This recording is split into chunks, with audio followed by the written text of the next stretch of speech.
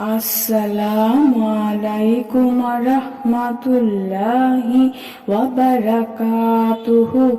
সুপ্রিয় সম্মানিত দর্শক ও শ্রোতা, আশা করি মহান রব্বুল আলামিনের দয়ায় আপনারা সকলেই ভালো আছেন।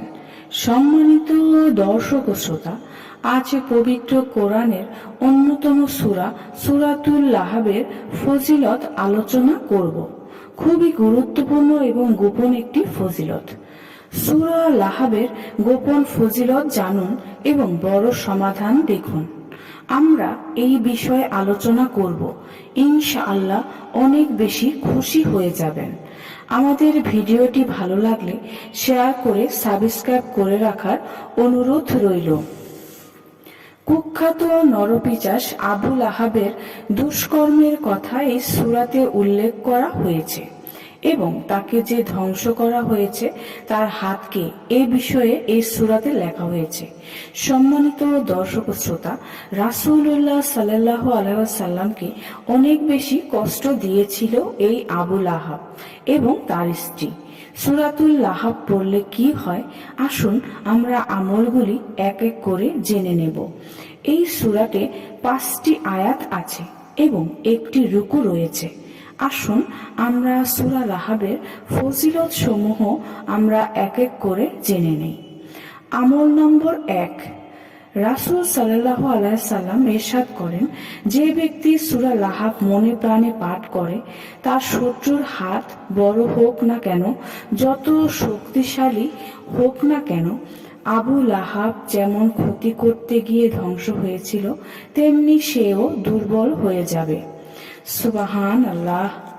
সুপ্রিয় সম্মানিত দর্শক ও শ্রোতা, সূরা লাহাবের দ্বিতীয় যে আমলটি, যে ব্যক্তি কোনো দুশমন থেকে নিজেকে বাঁচিয়ে রাখতে চায় যেন শত্রু তার কোনো ক্ষতি করতে না পারে, তার জন্য এই আমলটি বিশেষ ফলদায়ক। প্রতিদিন অজুর সাথে 1000 বার সূরা লাহাব পাঠ করবে। এর মধ্যে 500 বার দিবাভাগে এবং 500 বার রাতে পাঠ করা উত্তম। আল্লাহর রহমতে আমলকারীর এ আমলের উদ্দেশ্য অবশ্যই সফল হবে।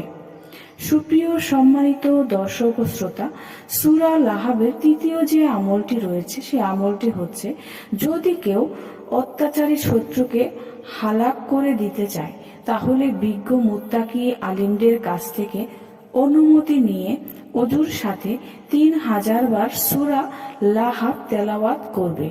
আল্লাহর দরবারে উদ্দেশ্য সফল হওয়ার জন্য প্রার্থনা করবে। তবে আমলটির খাসিয়াত কিন্তু এই যে, নাজায়েজ স্থলে এই আমল করলে শত্রুর বদলে এ ফল নিজের উপরই পতিত হবে।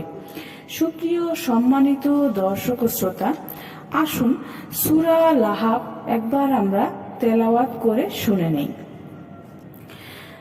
তাব্বাত ইয়াদা আবি লাহাবি ওয়া তাব, মা আগনা আনহু মালুহু ওয়া মা কাসাব, সায়াসলা নারান যাতা লাহাবি ওয়া মা রাআতুহু হাম্মালাতাল হাতাব ফি জিদিহা হাবলুম মিন মাসাদ।